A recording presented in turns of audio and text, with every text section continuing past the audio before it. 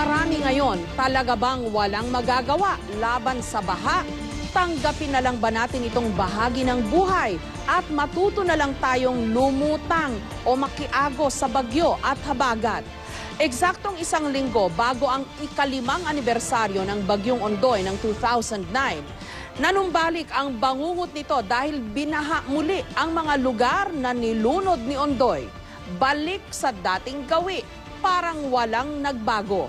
Sabi ni DPWH Secretary Rogelio Singson, kailangan ng panahon bago matapos ang mga flood control project ng gobyerno.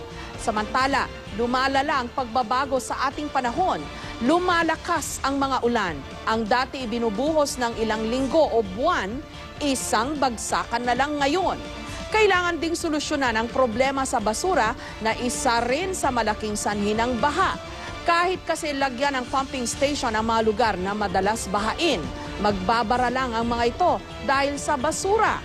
Tama lang na singilin ng gobyerno ng mabilis na aksyon, pero kailangan din ng kooperasyon ng mga mamamayan.